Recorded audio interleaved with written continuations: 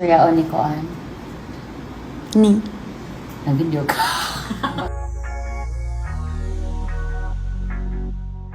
Simula na naman nga itong si Ellen Adarna na sagutin ang mga tanong ng netizen. At narito nga ang tanong dito kay Ellen Adarna. Tinanong nga siya ng netizen kung kasama nga raw ba ng mga daddy ngayong Christmas ang kanyang mga anak. At sinagot naman nga ni Ellen na kasama nga ng kanyang mga anak na magpapasko ang kani-kanilang mga daddies. Makakasama nga ni Derek Ramsey ang kanyang anak na si Liana dito sa UK.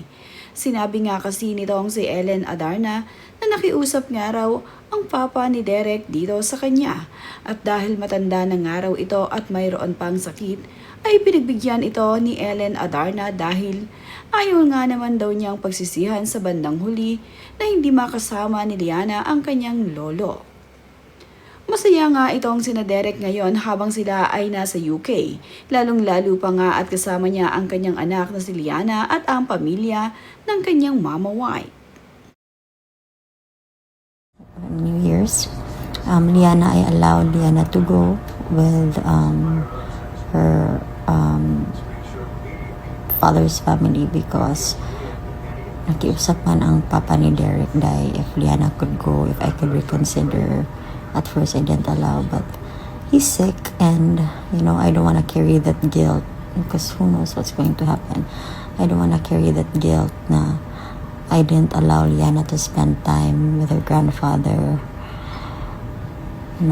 Can I sleep peacefully at night if something happens to him and I didn't allow her? So Ang panganay na anak naman ni Ellen Adarna na si Elias ay makakasama ni John Lloyd ngayong Pasko. Itong araw ang first time na hindi nila dinivide ang oras ng kanilang anak na si Elias.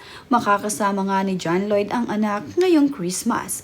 At ito namang si Elias ay makakasama ni Ellen makatlipas ang Pasko. At ngayong New Year's Eve ay magkakasama nga silang dalawa.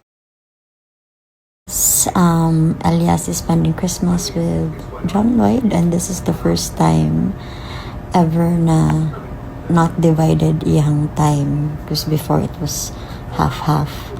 So yes, Elias is spending Christmas with John Lloyd but he will be with me after Christmas, New Year's. Joke. Mamam. Mamam. Mamam means milk. Now it means food. Pati naman nga kwintas nitong si Ellen Adarna ay hindi nakaligtas sa netizen. Marami naman nga ang nagkagusto sa magandang kwintas na suot-suot ni Ellen Adarna habang sinasagot niya ang mga katanungan ng netizen. Ngayon nga ay nasa Cebu itong si Ellen Adarna. Kasama ang kanyang kapatid, kapamilya at ilan sa mga kaibigan ay masaya silang nag-spend ng kanilang time.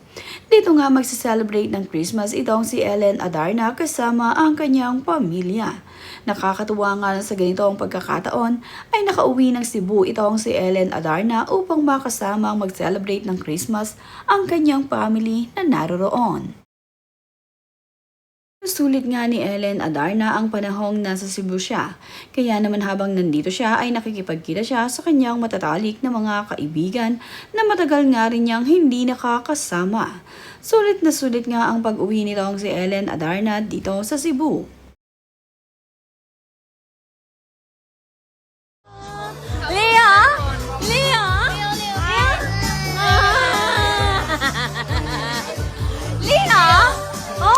Okay, I request Ma'am Marina Adarna process sa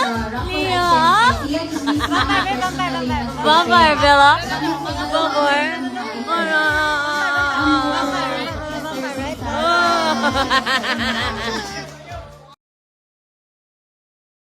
Siyang masaya din itong si Ellen Adarna na nakabonding niya ang kanyang pamangkin dito.